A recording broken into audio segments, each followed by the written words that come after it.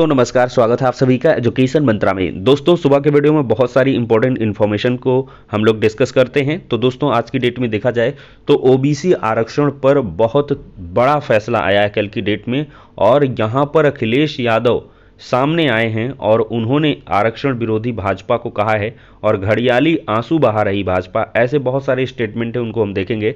CTET 2022 परीक्षा आज है और छोटी सी गलती आपके भविष्य को बर्बाद कर सकती है। TGT PGT exam, KVS PRT 1790 पदों पर स्टाफ नर्स भर्ती, और भी कुछ अपडेट्स हैं, उनको हम डिस्कस करेंगे। लेकिन इसके पहले एक सूचना, हम बात करेंगे केवीएस पीआरटी एग्जाम 2023 की बेस्ट बुक के बारे में, जो चक्षु पब्लिकेशन की है।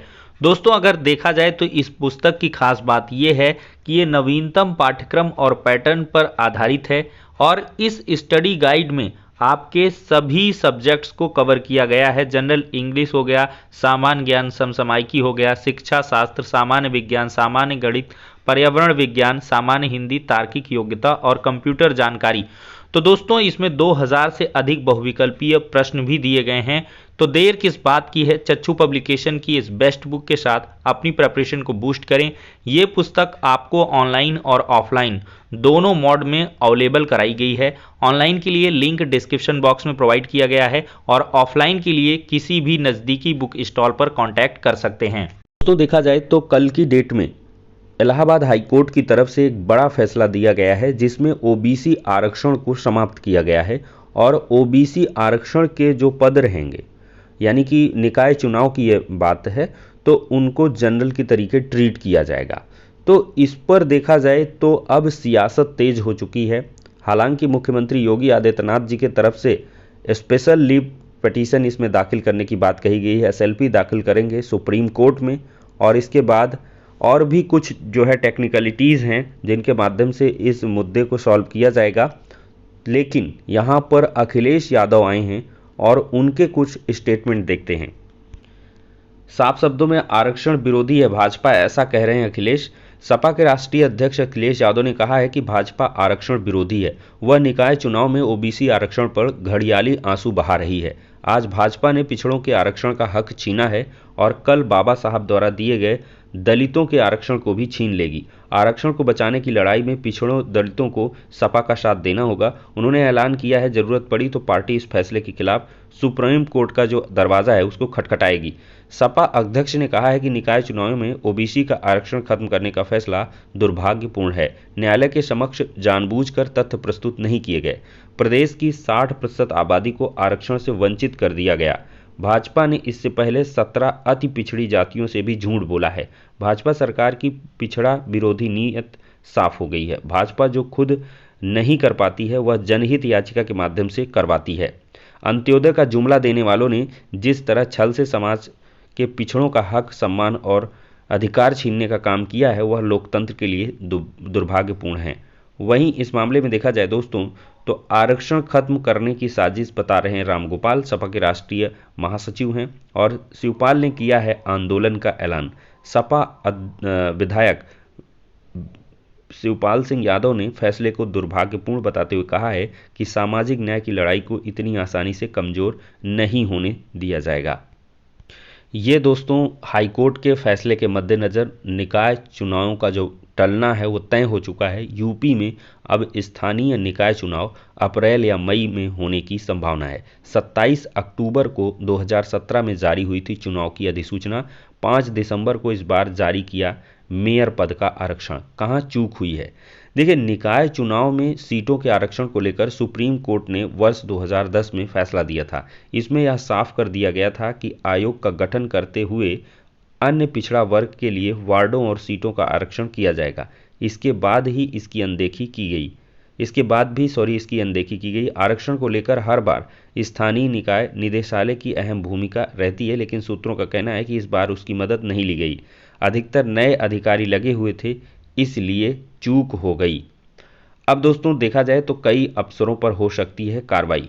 सूत्रों का कहना है कि हाईकोर्ट के फैसले के बाद उच्च स्तर पर नाराजगी जताई गई है। बताया जा रहा है कि इसके लिए जल्द ही जिम्मेदारी तय की जाएगी, इसके आधार पर कार्रवाई की जाएगी। सूत्रों का कहना है कि इसमें नगर विकास विभाग के कुछ अधिकारियों के खिलाफ कार्रवाई हो सकती है, लेकिन उच्च स्तर पर मामले की लीपापोती की जा रही है। देखा जाए तो सीटीटी परीक्षा 16 केंद्रों पर दोस्तों आज होने वाली है। केंद्रीय माध्यमिक शिक्षा बोर्ड यानी कि सीबीएसई का केंद्रीय शिक्षक पात्रता परीक्षा 28 और 29 दिसंबर को होगा। राजधानी में 16 केंद्रों पर परीक्षा केंद्र बनाए गए हैं और 10,000 अभ्यर्थी इसमें परीक्षा देंगे। इस बार परीक्षा ऑनलाइन हो रही है और सीटीटी 2 शिफ्ट में होगी। पहली शिफ्ट 9:30 से 12 बजे तक है और दूसरी शिफ्ट 2:30 से 5 बजे तक चलेगी।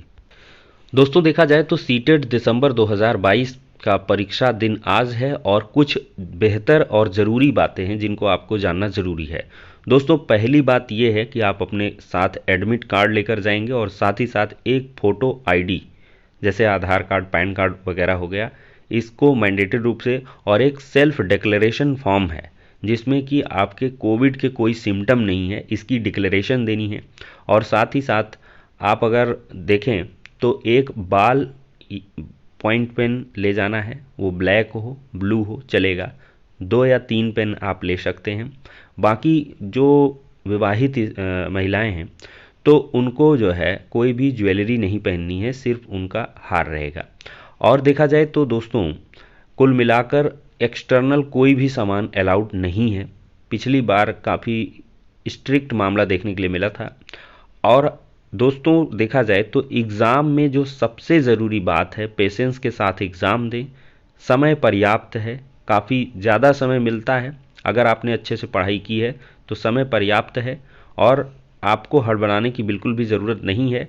और सीटेट की सबसे बड़ी बात यह होती है कि बच्चे को आपको हमेशा सर्वोपरि मानना है और सब कुछ बच्चों के लिए ही करना है। मतलब 1 to 5 वाला पेपर हो गया या 6 to 8 वाला हुआ, उसमें बच्चों को भगवान मान के अगर आप प्रश्नों को हल करेंगे तो आपके पूरे के पूरे क्वेश्चन जो है सही होंगे और सीटेट आराम से क्लियर हो जाएगा। क्वालिफाइंग इन नेचर एग्ज़ाम है, कोई इससे मेरिट नहीं बननी है और ना ही इसका आगे चल के कोई मतलब निकलने वाला है। और लाखों लाख की भीड़ है सीटेट यूपी टेट पास किए हुए, तो ये एक बहुत ही हल्का फुल्का एग्ज़ाम है, प्रेशर तनिक भी ना लें। और लैंग्वेज सेलेक्शन में आप खासी सावधानी बरतें।